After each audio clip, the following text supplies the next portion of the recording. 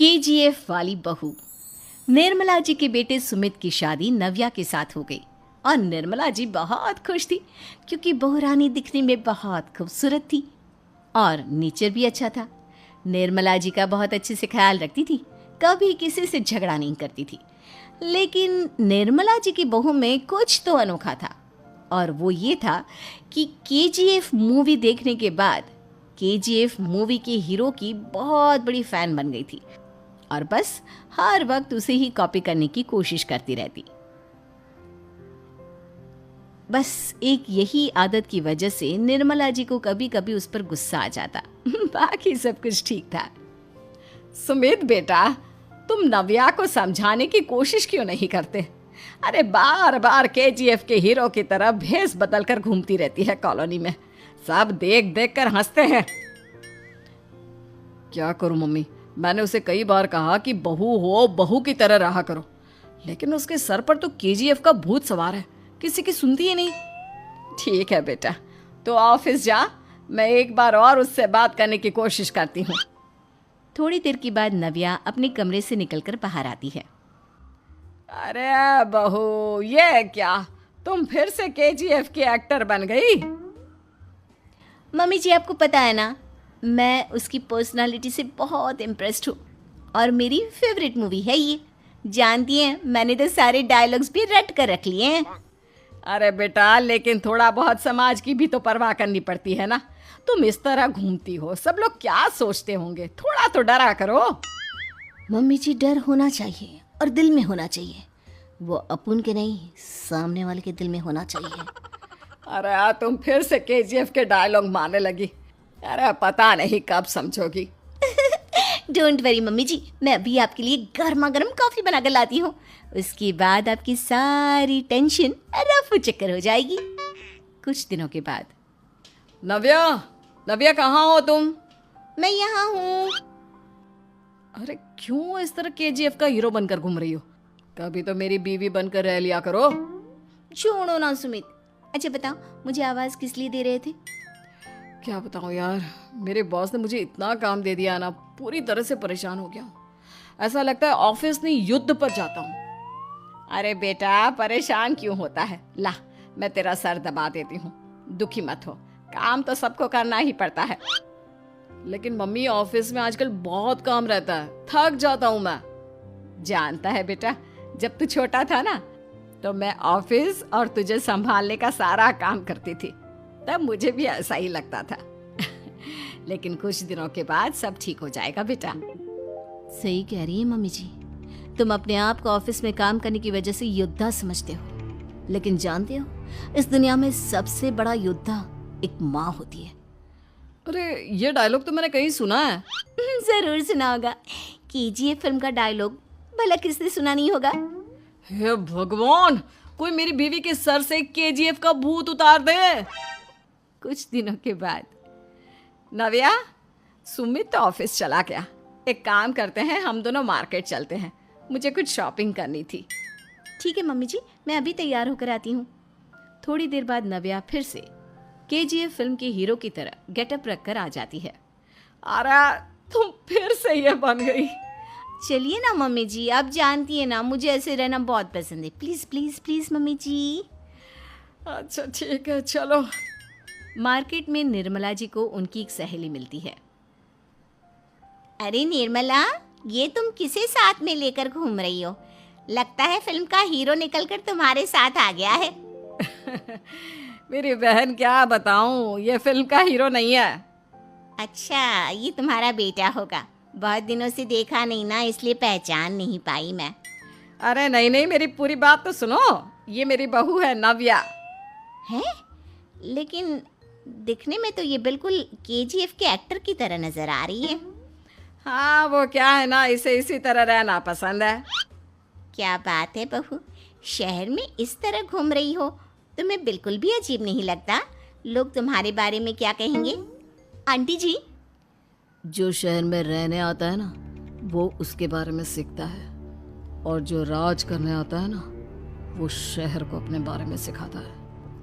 और मैं इस शहर को अपने बारे में सिखा रही हूँ। अरे ऐसा ही कुछ तो केजीएफ पिक्चर के हीरो। रील्स वाली बहू। प्रज्ञा को रील्स बनाने का बड़ा ही क्रेज है और वो दिन भर रील्स बनाती रहती है, खाते पीते घूमते फिरते, घर में कॉलेज में। रील्स बनाने के कारण प्रज्ञा पूरे कॉलेज में हाईलाइटेड है। जहां उसकी रील्स सभी को पसंद आते हैं, वहीं मनीषा चिंता में डूबी रहती है। एक रोज जब खाते हुए प्रज्ञा रील्स बना रही होती है, तब मनीषा कहती है, 1 मिनट भी चैन नहीं है इस लड़की को। ये नहीं कि खाना तो आराम से खा ले, लेकिन नहीं, अरे थोड़ी देर रील्स नहीं बनाओगी तो आसमान नहीं टूट पड़ेगा। अरे मम्मी, इसी को तो कहते हैं डिटर्मिनेशन। तुम नहीं समझोगी ये सब। हे भगवान, इस लड़की को सद्बुद्धि दे। जब देखो तब टेढ़ा बाका मुंह बनाती रहती है। मनीषा की बात का प्रज्ञा पर जरा भी असर नहीं होता और वो खाते खाते रील्स बनाती रहती है। दिन बीतने लगते हैं और देखते देखते प्रज्ञा का कॉलेज भी खत्म हो जाता है। आए दिन कोई ना कोई मनीषा को प्रज्ञा की शादी करवाने का सुझाव दे जाता है।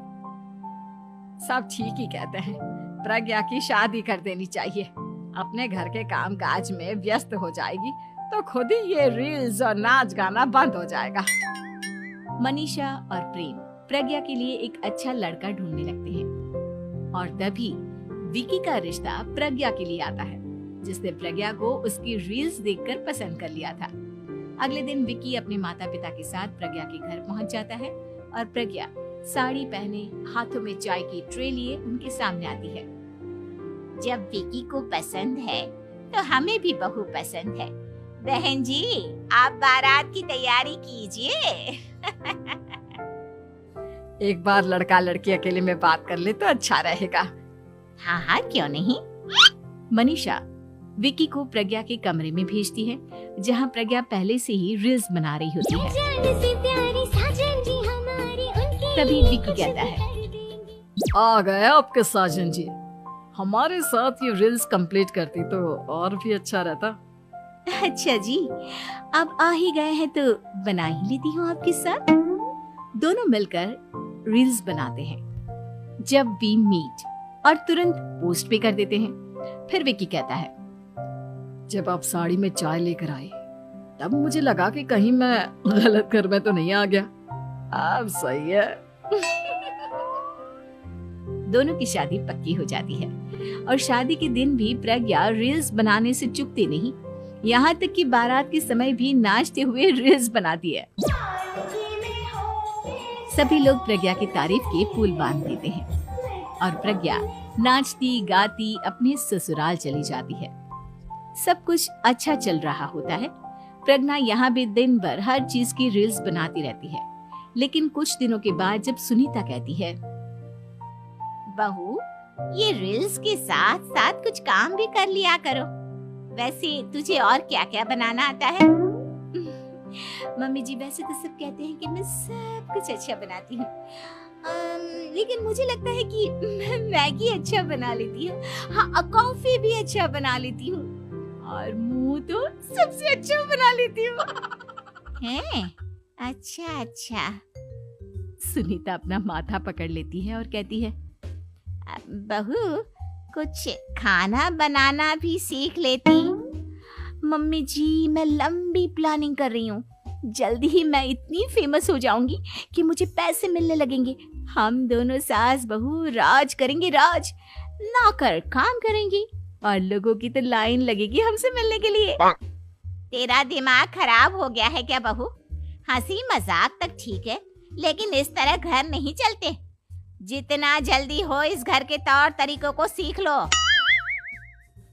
प्रज्ञा मुंह घुमाकर चली जाती है और तुरंत उसी वक्त एक रील बनाती है। ये देख सुनीता का गुस्सा 7वें आसमान पर चला जाता है और विकी के घर आते ही सुनीता उसे सब कुछ बताती है।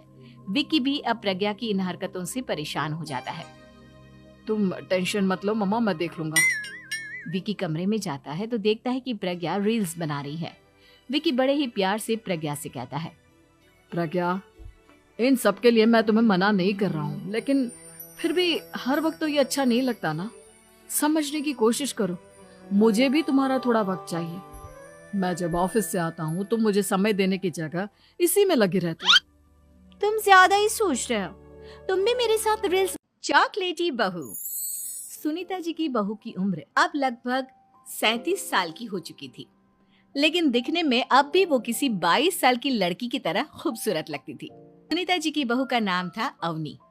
अवनी की खूबसूरती देखकर मोहल्ले की सारी औरतों को उससे जलन होती थी। 33 साल की उम्र में भी अवनी काफी चॉकलेटी लगती थी और इसकी वजह से उसका पति अनिरुद्ध काफी खुश रहता था। अरे अवनी, हमारी पड़ोसन कल कह रही थी, सुनीता जी आपकी बहू को देखकर तो लगता ही नहीं कि 37 की हो गई है। हो सकता है मम्मी जी उनकी बहू 27 साल की उम्र में भी 37 की लगने लगी है, इसीलिए बेचारी को आपसे जलन हो रही होगी। वैसे बहू, मैं किसी से कहूंगी नहीं, लेकिन एक बात तो बता, तुम्हारी इस जवानी का राज क्या है? क्या बताऊं मम्मी जी, आप तो जानती ही हैं, मेरे पापा की चॉकलेट की दुकान थी। मुझे बचपन से ही ना चॉकलेट खाने का बड़ा शौक था। और एक बात बताऊं, मैंने अपने बेडरूम में एक बड़े से बॉक्स में बहुत सारी चॉकलेट रखी हैं और रोज कम से कम 4 चॉकलेट खाती हूँ। बस इसी की वजह से मैं इतनी चॉकलेटी और खूबसूरत दिखती हूँ। अरे लेकिन मैंने तो सुना था कि ज्यादा मीठा खाने से आदमी बूढ़ा दिखने लगता है। ये सब कहने की बातें हैं। चॉकलेट खाने से तो इंसान मीठा मीठा बोलता है और खूबसूरत दिखता है। लेकिन आप किसी से कहना मत सासू माँ। अगले दिन जब सुनीता जी अपने पड़ोस की औरत से मिलती है तो उनकी पड़ोसन फिर से वही सवाल करती है। अरे सुनीता जी बताइए तो सही, आखिर आपकी बहू इतनी चॉकलेटी कैसे दिखती है? कल देखा था मैंने, ब्राउन कलर की साड़ी पहनकर बिल्कुल चलती फिरती चॉकलेट नजर आ रही थी। वैसे मैंने अपनी बहू से पूछा था। अब देखो, उसने ना मुझे किसी को बताने से मना किया है, लेकिन तुम मेरी सहेली हो इसलिए बता देती हूँ। अरे हाँ हाँ बताओ ना सुनीता बहन, मैं भी उसका नुस्खा अपना लूंगी और जवान दिखने लगूंगी। और मेरी बहू वो तो 27 साल की उम्र में ही बूढ़ी होने लगी है, फिर देखना अपनी बहू से भी ज्यादा खूबसूरत दिखूंगी। मेरी बहू ने बताया था कि वो बार बार की चॉकलेट खाती है, लेकिन देखो तुम किसी को बताना मत। हाँ। जवान और खूबसूरत दिखने के चक्कर में सुनीता और उसकी पड़ोसन दोनों मिलकर खूब चॉकलेट खाने लगते हैं, लेकिन ये बात वो दोनों किसी को नहीं बताती। कुछ दिनों के बाद, कुछ दिनों से पैर में बहुत दर्द हो रहा है। हाँ, मेरे भी पैर बहुत दुखते हैं। जब से चॉकलेट खाना शुरू किया है तब से ही ऐसा हुआ है। जवानी तो दूर, मेरे तो चेहरे की स्किन लटक कर नीचे आ गई है। कुछ दिनों के बाद, अनिरुद्ध बेटा, मैं डॉक्टर से ब्लड शुगर चेक करवाने गई थी, मुझे तो डायबिटीज हो गई है। मम्मी, लेकिन कुछ दिन पहले तो आप बिल्कुल ठीक थी, अचानक आपको डायबिटीज कैसे हो गई? अब तो मीठा भी कम खाती हैं। हाँ हाँ, मैं कहाँ मीठा खाती हूँ, लेकिन पता नहीं डायबिटीज कैसे हो गई। सुनीता अपने बेटे अनिरुद्ध से चॉकलेट खाने वाली बात को छुपा लेती है और अपनी पड़ोसन सहेली के पास जाती है। अरे क्या बताऊं बहन, चॉकलेट खाने के चक्कर में जवानी तो आ नहीं रही, डायबिटीज की बीमारी लग गई। हाय रे, मेरे साथ भी यही हुआ। मैं भी डॉक्टर से शुगर चेक करवा के आई तो पता चला कि डायबिटीज आ गई है। अरे भगवान भला करे तुम्हारी बहू का, जिसने हमें चॉकलेट खाने की सलाह दी। लेकिन मेरी बहू ने कब कहा कि हमें चॉकलेट खानी चाहिए? उसने तो ये बताया था कि वो चॉकलेट खाती है। लेकिन अब हम क्या करें, हम दोनों तो जवान दिखने के चक्कर में बीमारी की चपेट में आ गए। तुम कहो तो मैं अपनी बहू से ही इसका इलाज पूछ लेती हूँ। अरे वो तो इतना चॉकलेट खाती है, उसे भी तो डायबिटीज हुई होगी ना, तो वो भी तो अपना ध्यान रखती होगी। अरे रहने दो, तुम्हारे चक्कर में लेने के देने पड़ जाएंगे। जानती हो, हमारे मोहल्ले की सारी औरतों को डायबिटीज हो गई है। अरे लेकिन उन्हें कैसे डायबिटीज हो गई? यह कोई छूत की बीमारी थोड़ी ना है। बुरा मत मानना, वो तुम्हारी बहू का जवान दिखने वाला नुस्खा मैंने उन सबको भी बता दिया था। हाय रे, ये क्या कर दिया तुमने? मोहल्ले की सारी औरतों को मीठे की बीमारी लगा दी। अरे लेकिन अब क्या होगा ये बताओ। होना क्या है, जवानी तो दूर, अब बुढ़ापा जल्दी आ जाएगा। और फिर अगले दिन, मम्मी जी, मैंने सुना आपकी शुगर बहुत हाई आई है। हाँ बहू, अब मैं बीमार ही रहूंगी, पूरी जिंदगी ऐसे ही कटेगी। अरे मम्मी जी, लेकिन आपने एक बार की बात है, हीरा अपने दोस्त के साथ देर रात घर लौट रहा होता है। तभी रास्ते में एक बरगद का पेड़ आता है। उस पेड़ के नीचे एक 100 रुपए का नोट पड़ा होता है। उसे देखकर हीरा खुश हो जाता है। अरे वाह वाह वाह, आज तो लॉटरी लग गई। रामू भाई, वो देखो 100 रुपए का नोट। फिर हीरा वो पैसे उठा लेता है। तभी उन्हें पेड़ में से अजीब सी आवाज आती है। फिर वो जैसे ही ऊपर की ओर देखता है तो उन्हें पेड़ पर एक 2000 का नोट लगा हुआ दिखाई देता है। अरे रामू, वो देख, इस पेड़ पर तो 2000 का नोट लगा हुआ है। मुझे तो यकीन ही नहीं होता भाई। भाई, क्या पता ये पेड़ सच में पैसे देने वाला पेड़ हो। एक काम करो, तुम जल्दी से पेड़ पर चढ़ जाओ और वो नोट तोड़ कर ले आओ। फिर वो 2000 का नोट तोड़ने के लिए पेड़ पर चढ़ जाता है और कुछ ही देर में वो नोट तोड़ लेता है। रामू भाई, ये नोट तो बिल्कुल असली है। अरे वाह वाह वाह, आज तो मजा ही आ गया। चलो भाई, अब जल्दी से नीचे आ जाओ, कहीं कोई हमें नोट तोड़ते हुए ना देख ले। अब तो हम पार्टी करेंगे। अरे हीरा भाई, कहाँ रह गए? जल्दी नीचे आओ, कोई हमें देख ना ले। अरे हीरा भाई, कहाँ रह गए? नीचे क्यों नहीं उतर रहे? कहीं तुम अकेले ही इन 2000 रुपयों को हजम तो नहीं करना चाहते भाई? तभी हीरा के चीखने की आवाज आती है। अरे क्या हुआ भाई, सब ठीक तो है? अरे यार, क्या करूं, ये तो दिखाई भी नहीं दे रहा। अरे भाई, तुम ठीक तो हो? क्या करूं क्या करूं? हाँ, मुझे ही ऊपर जाकर देखना होगा, ये आखिर माजरा क्या है। फिर रामू भी पेड़ पर चढ़ने लगता है। तभी पेड़ से किसी के गुर्राने की आवाज आती है। रामू वहीं रुक जाता है। आई मम्मी, ये कैसी आवाज है? अरे कमबख्त हीरा, ये कैसी डरावनी डरावनी आवाजें निकाल रहा है। मुझे पता है, तू अकेला ही इन 2000 रुपयों को हजम करना चाहता है। आई मम्मी, कौन कौन है भाई? अरे हीरा, तेरा नाश मिटे कमबख्त। तुझे क्या लगता है तू मुझे यूं डरा कर 2000 रुपए हजम कर जाएगा? मैं अपने हिस्से के पैसे नहीं छोड़ूंगा। हाँ। फिर डर के मारे रामू वहाँ से भाग जाता है। अरे मर गया रे, भागो रे। सुबह होने पर रामू सीधा हीरा के घर हिस्से के पैसे लेने पहुँच जाता है। ए हीरा, दरवाजा खोल, मैं अपने हिस्से के पैसे लेने आ गया। चल जल्दी मेरे पैसे निकाल। फिर हीरा की पत्नी दरवाजा खोलती है। रामू भैया, आप, अच्छा हुआ आप आ गए। ये कल रात से घर पर नहीं लौटे, मुझे बहुत फिक्र हो रही है।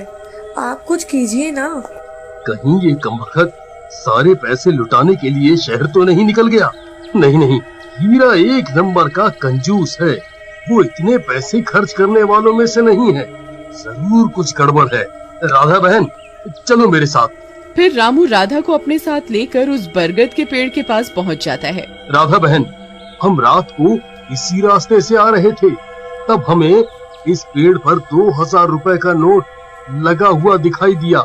उसे तोड़ने के लिए हीरा ऊपर चढ़ा था, लेकिन वापस नहीं आया। तभी कुछ गांव वाले भी वहां पहुंच जाते हैं।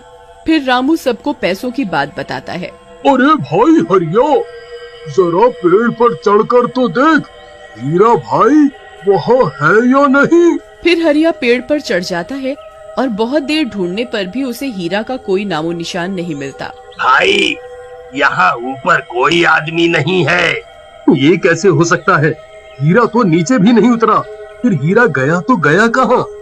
कहीं वो चुड़ैल उसे खा तो नहीं गई, जो रात को अजीब अजीब सी आवाजें निकाल रही थी। फिर सब गांव वाले वहां से चले जाते हैं और राधा रोने लगती है। जी, आप कहाँ चले गए जी? अब मैं आपको कहाँ ढूंढूं? तुम रो नहीं बहन, हीरा जरूर मिल जाएगा। हम रात होने पर यहाँ दोबारा आएंगे। फिर वे दोनों भी वहाँ से चले जाते हैं। अरे क्या हो गया, क्यों चाइना को कोसता रहता है? भूल मत, तेरी ससुराल चाइना की ही है। हाँ माँ, पर ये देखना, लड़ाई झगड़े, ये बीमारी, ऊपर से ये देश कितना चालाक है, अंदर न जाने क्या क्या करता रहता है। तभी अंदर से बहू की चिल्लाने की आवाज आती है। अरे क्या हो गया बहू, क्यों चिल्ला रही है? माँ जी, ये देखिए, ये रूस ने यूक्रेन की हालत क्या कर दी है। ऊपर से चाइना में दोबारा लॉकडाउन लग गया है। माँ जी, अब क्या किया जाए? अरे तो तुम लोगों को क्या परेशानी हो रही है, मैं तो यही नहीं समझ पा रही हूँ। वो क्या है ना माँ, हम लोग चाइना जाने की सोच रहे थे, सांगसू के भाई की शादी है। तो क्या? अरे कौन सा उन लोगों के यहाँ भाई घोड़ी चढ़ता है जो बहन काजल लगाकर नेक लगी। माँ जी, उसकी आंखें बहुत छोटी छोटी है, उसमें या तो पुतली रह सकती है या काजल। साले की पुतली निकाल कर काजल लगा दो, अंधा कहीं का। क्या क्या बोले तुम मेरे भाई के बारे में? अरे नहीं नहीं बहू, वो तो बोल रहा था कि तुझे नेक मिल जाएगा, है बहन है ना तू उसकी। नहीं नहीं माँ जी, मैं सब समझती, ये मेरे भाई का मजाक बनाते रहते। कितना सीधा है मेरा भाई, बिल्कुल छिपकली जैसा। नहीं नहीं बहू, सीधा गाय जैसा होता है। सही पकड़े हैं माँ जी। हाँ, तो मेरे भाई की शादी है, मैं चाइना जरूर जाऊंगी। तभी एक पड़ोसन आ जाती है। अरे नहीं नहीं बहू, तू कहीं ना जा, हम लोगों का मन कैसे लगेगा तेरे बिना। ले बहू, तेरे भाई के लिए ये शॉल रख ले, हमारी तरफ से गिफ्ट कर देना। अरे सब कितने अच्छे हैं, मेरी चाइनीज बहू को कितने प्यार से तुम लोगों ने एक्सेप्ट कर लिया। सच में बड़ी भाग्यशाली हूँ मैं। कैसी बात कर रही है, ये तो हम लोगों के देश की एक खूबसूरती है कि हर किसी को दिल से अपना लेते हैं, बस वो भी दिल से हमें अपना समझे। कैसी बात कर रही है आंटी जी, मेरे लिए आप सब सासू माँ जैसी ही हैं। मुझे भारत बहुत अच्छा लगता है, ये सबसे अच्छा देश है, मेरा भारत महान। वैसे भी लड़के की शादी जहाँ होती है वो तो वहीं की हो जाती है ना। जीती रे बहू, सही बोल रही है। औरत तो होती ही पानी की तरह है, जो जहाँ जैसे रखे वैसी ही शेप ले लेती है। आंटी जी, ये थोड़ा सा ज्यादा हो गया, समझ नहीं आया। नो प्रॉब्लम, मैं चाय बना कर लाती हूँ। फिर क्या, वो दिन भी आ जाता है जब बेटे बहू को चाइना जाना पड़ता है। वहां जाकर बहू का भाई कहता है, मेरे बहन आ गए, मेरे बहन आ गए। मैंने सबको बोला कि सब हिंदी में बात करेंगे, नहीं तो बहन नाराज हो जाएगी। थैंक्स बॉय, हिंदी मेरी भाषा है। आप मुझे उसमें बात करना अच्छा लगता है। आपने जीजा जी से मिलो। ओ बहन, तुम अंदर चलो। सभी बहू को अंदर लेकर चले जाते हैं, लेकिन सांगसू का पति, वो तो बेचारा चाइना के ससुराल के आंगन में अकेला खड़ा रहता है। काफी देर तक जब कोई उसे नहीं पूछता तो वो माँ को घर पर फोन करता है। हाँ बेटा, पहुंच गए ना कुशल मंगल? हाँ माँ, लेकिन सांगसू पता नहीं कहाँ है, वो तो अंदर गई है तब से बाहर आई ही नहीं। अरे कैसी बात कर रहा है, तो तू अंदर चला जा, तू बाहर क्यों है? अरे दामाद है तू वहाँ का, उन लोगों ने तुझे बिठाया, चाय पानी कुछ नहीं पूछा? नहीं ना माँ। तभी सामने से सांगसू आती है। क्यों आप अभी तक तैयार नहीं हुए? और ये बैग लेकर क्यों कमरे से बाहर आए? इसे वहीं रख देते। कमरा? कौन सा कमरा? अरे कैसी बात कर रही हो, जब से तुम अंदर गई हो मैं बाहर ही तो खड़ा हूँ। बहू को बहुत हैरानी होती है और गुस्सा भी आता है। तभी उसका भाई और माँ आ जाते हैं। और सांगसू, अंदर खाना। मेरी दोनों बहू का इस घर में स्वागत है। अंदर आ जाओ, तुम दोनों बहुत सुंदर हो, बहुत प्यारी हो। केसरी ऐसा सोचकर अपने मन में सोच रही होती है। अब मेरी दोनों बहू आ गई हैं, इस घर को अच्छे से संभाल लेंगी, जैसे कि मैंने संभाला है। ऊपर से अब ठंड में मुझे काम भी नहीं करना पड़ेगा। जैसा मैंने सोचा था उससे भी बहुत सुंदर है मेरा ससुराल। अपना ससुराल देखकर तो मुझे इतनी खुशी हो रही है कि बस क्या बताऊं। मेरी तो सारी ठंड भी भाग गई। यहाँ तो किसी चीज की कमी ही नहीं है। सच कहूँ तो बहुत सुंदर लग रहा है ससुराल। पहले तो मैंने बहुत गरीबी देखी है, लेकिन ससुराल में किसी चीज की कमी नहीं होगी क्योंकि सब बढ़िया है। दोनों बहू के चेहरे पर मुस्कान थी। तुम दोनों बहुत थक चुकी होगी और तुम्हें ठंड भी लग रही होगी। चलो मैं तुम्हें तुम्हारे कमरे में छोड़ आती हूँ, उसके बाद तुम्हारी पहली रसोई की रस्म करेंगे।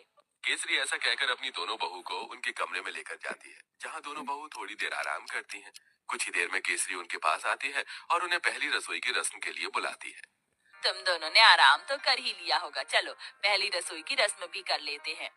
केसरी ऐसा कहने के बाद दोनों बहू को ठंड में रसोई में छोड़कर बाहर चली जाती है। थोड़ी ही देर में फिर से वो दोबारा आती है। मुझे माफ कर देना, मैं तो तुम्हें सामान निकाल कर देना ही भूल गई, अभी देती हूँ। केसरी रसोई में आकर एक कटोरी लेती है और उसमें 6 चम्मच चीनी डालती है, 2 गिलास दूध निकाल कर रख देती है और साथ में 2 कटोरी चावल निकाल के डोंगे में रख देती है। ये रहा सारा सामान। अब तुम अच्छी सी स्वादिष्ट खीर बनाकर सभी के लिए मीठे में लेकर आ जाना। केसरी इतना कहकर रसोई से बाहर चली जाती है और दोनों बहू एक दूसरे की तरफ देख रही होती है। लगता है माँ जी हमें कुछ ज्यादा ही भली समझ रही हैं। मुझे तो लगता है कि उन्हें ये लग रहा होगा कि हमें खाना बनाना ही नहीं आता। चलो कोई बात नहीं, हम अपने हिसाब से बना लेते हैं। ज्यादा बनाएंगे ताकि रात को खाने को मिल जाए। खाने के बाद कुछ मीठा अच्छा लगता है। इस तरह आराध्या और राधिका दूध चीनी चावल निकाल कर ज्यादा सी खीर बना लेती है, जिसके बाद वो खीर परोसकर घर में सभी को देती है। बहुत अच्छी खीर बनाई है। वैसे ठंड में खीर अच्छी लगती है, लेकिन चलो खाना तो अच्छा बनाना आता है तुम्हें।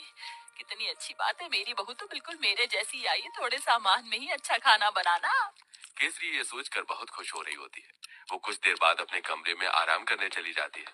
अब दोपहर का खाना बनाने की बारी आती है, तो दोनों बहू ठंड में रसोई में आती है। कुछ ही देर में केसरी भी रसोई में आती है। अरे इस वक्त तुम रसोई में क्या कर रही हो?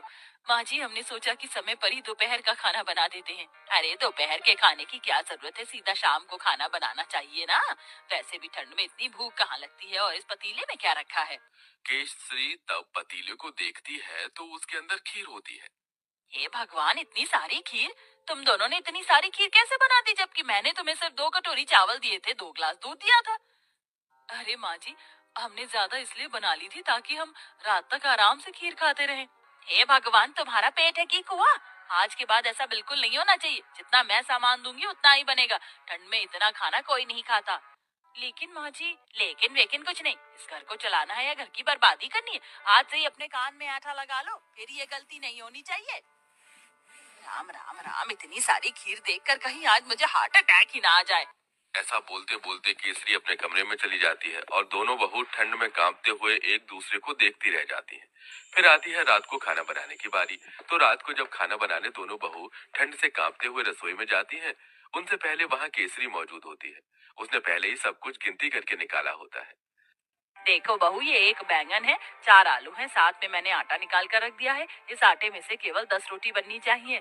2 मेरी, 4 तुम दोनों की और 4 दोनों मेरे बेटों की। ऐसा कहकर केसरी रसोई में चली जाती है। इस तरह दोनों ही बहू कंजूस सास से बहुत ज्यादा परेशान हो जाती हैं। रोटी बनाते बनाते आखिरी में 10 रोटी के बाद एक लोई रह जाती है। दोनों बहू वो भी बना देती हैं। तो इस बात पर भी केसरी उन्हें खूब सारी बातें सुना रही होती है।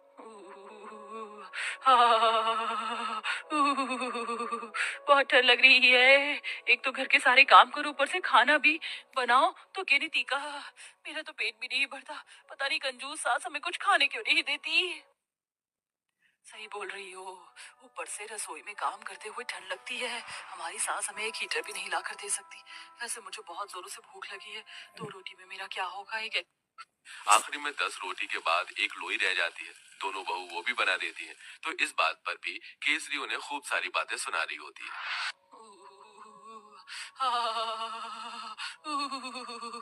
बहुत ठंड लग रही है। एक तो घर के सारे काम करो, ऊपर से खाना भी बनाओ तो केरी तीखा।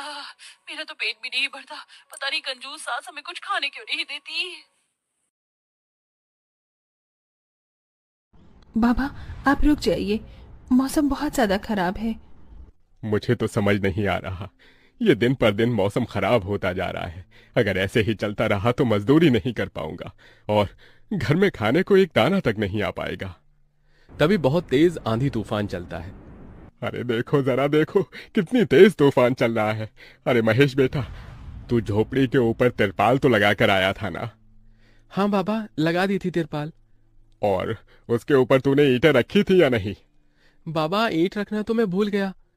महेश के इतना कहते ही झोपड़ी के अंदर बारिश की वजह से पानी टपकना शुरू हो जाता है। हे भगवान महेश, तूने ये क्या किया? तुझे मैंने कहा था बारिश और तूफान तेज है, तुझे ईंटें रख देनी चाहिए थी।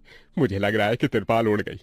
चल चल मेरे साथ चल, अब तुझे मेरे साथ भीगते हुए मेहनत करनी होगी, नहीं तो पूरे घर में पानी ही पानी भर जाएगा। देवेश इतना बोल ही रहा था कि घर के अंदर वाकई छत से पानी टपकने लगा। हाँ पिताजी, आप सही कह रहे हो, चलो चलते हैं जल्दी से। दोनों बाप बेटा बारिश में बाहर निकलते हैं और झोपड़ी की छत पर तिरपाल को सही से लगाना शुरू कर देते हैं। अरे बेटा, ईंट को अच्छे से रखना, कहीं ईंट गिर न जाए। ठीक है पिताजी, सही सही रखूंगा। महेश इतना कहकर अच्छे से ईंट से तिरपाल को दबाने लगता है, जिससे छत ढक जाती है और झोपड़ी में पानी टपकना बंद हो जाता है। लेकिन इसी के चलते हुए बेचारे दोनों के दोनों बहुत बुरी तरह भीग जाते हैं। अरे चलो बेटा, बहुत ठंड हो रही है, बाहर घर में चलते हैं। चलो, बरसात में मौसम बिल्कुल ठंडा हो गया है। हाँ पिताजी, आपने बिल्कुल सही कहा, चलिए। जब दोनों बाप बेटा घर के अंदर आ जाते हैं तो मेघा उन्हें सूखा कपड़ा देती है और अपना शरीर पोंछने के लिए कहती है। आप लोग अपना शरीर पोंछ लो और सूखे कपड़े पहन लो, नहीं तो ठंड लग सकती है। मेघा के दिए हुए कपड़े दोनों पहन लेते हैं। तभी बीमार शकुंतला बिस्तर पर पड़ी हुई मेघा से कहती है, अरे बेटी, तूने खाने के लिए कुछ बनाया नहीं? माँ, मैं बारिश के रुकने का इंतजार कर रही हूँ। घर के अंदर खाना कैसे बनाऊंगी? सारे में धुआं ही धुआं हो जाएगा। मेरी दवाई का समय हो गया है और मुझे भूख भी लग रही है। ठीक है माँ, मैं कुछ करती हूँ। मेघा अपने सिर पर एक सफेद कट्टा रखकर बारिश से बचते हुए बाहर से कुछ ईंटें लाकर घर के अंदर ही छोटा सा चूल्हा बना लेती है और उसी पर खाना बनाना शुरू करती है। अरे बेटी, पूरे घर में धुआं ही धुआं हो गया है। पिताजी, खाना बनाना भी तो बहुत जरूरी था। मेघा जैसे तैसे करके जल्दी जल्दी खाना बना लेती है। वो खाने में नमक मिर्च वाले चावल ही बना पाती है। माँ उठो, ये लोग खाना खा लो। शकुंतला मेघा के हाथों से खाना खाती है। शकुंतला के पूरे शरीर को पैरालाइज हुआ था, जिसके कारण ना तो वो हिल सकती थी और ना ही वो उठ सकती थी। मेरी प्यारी बेटी, इतनी कम उम्र में तेरे ऊपर कितनी जिम्मेदारी आ गई। हम गरीबों का कुछ नहीं हो सकता है। इस गरीब झोपड़ी के अंदर हम कैसे कैसे दिन देखते हैं। कोई बात नहीं माँ, बच्चे समय के अनुसार बड़े होते हैं, लेकिन मैं समय से पहले बड़ी हो गई हूँ। आपको तो खुश होना चाहिए। मैं तो इस कदर लाचार हो गई हूँ कि तेरे सर पर हाथ रखकर तुझे आशीर्वाद भी नहीं दे सकती बेटा। शकुंतला की आंखों से आंसू निकल रहे थे। मेघा उसके आंसू पोंछकर अपनी माँ को हौसला देती है, जिसके बाद वो अपने भाई और पिता के साथ बैठकर खाना खाती है। बारिश होती ही रहती है, लेकिन बारिश रुकने का नाम ही नहीं लेती। खाना खाकर वो सभी सो जाते हैं। आधी रात के समय जिस तरफ शकुंतला का बिस्तर होता है, वहां पर पानी टपकना शुरू हो जाता है। अरे ये क्या, पानी टपक रहा है। मेघा, लगता है सो गई। अब मैं क्या करूं? ये पानी तो धीरे धीरे टपकता ही जा रहा है। शकुंतला रात भर अपने ऊपर टपकते हुए पानी को ऐसे ही झेलती रहती है, जिसकी वजह से सुबह तक उसके पूरे शरीर में बुखार फैल जाता है। अरे ये क्या माँ, आपको तो बहुत ही बुखार हो गया है। रात भर ये झोपड़ी की छत टपकती ही रही। मैंने तुम्हें उठाने की कोशिश की, लेकिन तुम्हारे तक आवाज नहीं गई। ये सुनकर मेघा को बहुत अफसोस होता है। वो सूखे कपड़ों पर अपनी माँ को सहारा लगाकर लिटा देती है और उनके कपड़े भी बदल देती है। लेकिन तभी अचानक से गांव में बाढ़ आ जाती है। अरे ये क्या हो, यहाँ तो पानी भर रहा है। अरे लगता है गांव में बाढ़ आ गई है। अरे हम लोग क्या करें? अरे बेटा महेश, अरे भाई, अपनी माँ को कंधे पर उठा, नहीं तो हम सभी बह जाएंगे। अरे पानी में कोई जुगाड़ करता हूँ बेटा। देवेश फौरन घर के बाहर जाता है। जहाँ वो आसपास देखता है, उसे एक रेडी दिखाई देती है। देवेश उसे लेकर आता है, जिस पर शकुंतला को लिटा देता है। अरे चारों तरफ पानी पानी हो रहा है, हमें अब यहाँ से जाना होगा, नहीं तो पानी में हम डूब जाएंगे। तभी अचानक से उनकी झोपड़ी पानी में डूबकर बह जाती है। हमारी दूसरी सुबह जमींदार, मुनीम और 2 आदमी, जिनके हाथ में लाठी थी, चारों लोग रामू के घर की ओर चलते हैं। जैसे ही रामू के घर के पास पहुंचते हैं, तो जमींदार और दोनों लोग थोड़ी दूर रुक जाते हैं। अरे रामू भैया, बाहर निकलो, मैं पास ही के गांव से आया हूँ। जरूर जमींदार होगा, मैं आज गेट खोलूंगा ही नहीं। मैं तुम्हारी ससुराल से आया हूँ। तुम्हारे ससुर साहब ने तुम्हारे लिए कुछ रुपए और कुछ आभूषण भेजे हैं, क्योंकि बुढ़ापे की वजह से उनसे यहाँ तक आने की नहीं बन पा रही थी, इस वजह से उन्होंने मुझे भेजा है। इतना सुन रामू के मन में लालच आ जाता है और वे फटाक से गेट खोल देता है। कहाँ है पैसे और धन? क्या तुम्हारा ही नाम रामू है? हाँ, मेरा ही नाम रामू है। कहाँ है धन? यही पास में रखा है, चलो दोनों उठा लाते हैं। वह मुनीम के साथ चल देता। थोड़ी दूर चलने के बाद मुनीम जमींदार जी को बुला लेता है। जमींदार और दोनों लोग रामू के पास आ जाते हैं। लाओ मेरे पैसे लौटाओ, ब्याज समेत। मैंने आपसे पैसे नहीं लिए। ये ऐसे नहीं मानेगा। अब तुम दोनों के हवाले करता हूँ, तुम चाहे जैसे इससे पैसे निकालो। और दोनों आदमी रामू को लठ से मारते हैं। रामू चिल्लाता हुआ, अरे भाई रुको, अरे भाई रुको, मत मारो, अरे भाई रुको, मत मारो। इधर वह दोनों रामू में दे लठ बरसा रहे थे। तभी राजू गेट खोलकर देखता है तो रामू पर कुछ लोग लठ से वार कर रहे थे। तो वह दौड़कर उनके पास आता है और बोलता है, अरे भाई रुको, इस रामू ने आज से 5 महीने पहले मुझसे पैसे लिए थे। जब लौटाने की बारी आई तो बहाने कर रहा था। कितने पैसे हैं? 2000। रुको मैं लाता हूँ।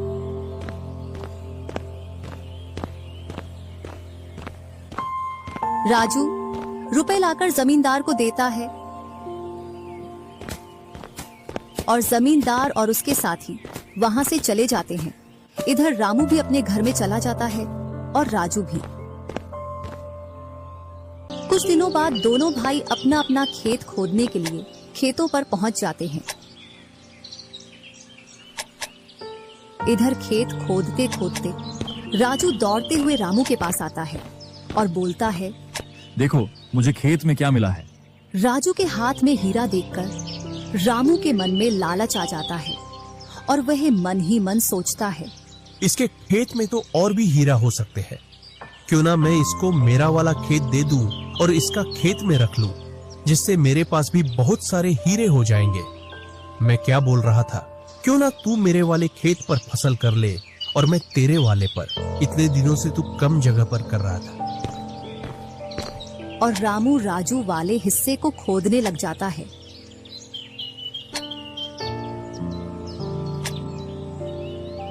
शाम तक पूरे खेत को खोद देता है, लेकिन उसे उसमें कुछ भी नहीं मिलता और थका हारा घर पहुंच जाता है। आज पूरा खेत खोद दिया, लेकिन फिर भी एक हीरा नहीं मिला, जबकि राजू ने खेत का एक कोना खोदा था, उसमें ही उसे एक हीरा मिल गया। अच्छा, आप अगर ऐसे ही मेहनत करते रहे तो एक दिन आपको भी बहुत सारे हीरे मिलेंगे। बातों ही बातों में रामू की नींद लग जाती है। तब वह बोलता है, आज जैसी नींद मुझे कभी नहीं आई। हाँ, अगर तुम ऐसे ही मेहनत करते रहे तो आपको रोज ऐसी नींद आएगी। और रामू उसे वर्ष राजू की तरह अपने खेतों में मेहनत करता है और दोनों की फसलें बराबर निकलती हैं, जिससे रामू के चेहरे पर अलग ही चमक दिखती है। एक दिन चारों लोग साथ में बैठकर खाना खा रहे थे। क्या सच में उस दिन खेत में से हीरा निकला था? हाँ भैया, निकला था ना।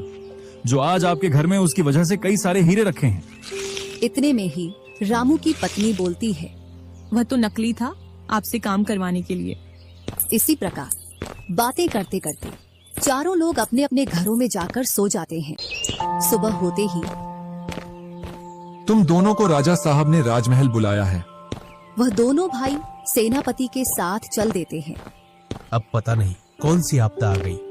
कुछ नहीं, कुछ अच्छा काम होगा, तभी तो हमें बुलाया है। दोनों राजा के पास पहुंच जाते हैं। हमने सुना है इस वर्ष तुम्हारी फसल सबसे अच्छी निकली है और आपने इस बार सबसे ज्यादा राजकोष में कर दिया है। इसी का आप दोनों को इनाम दिया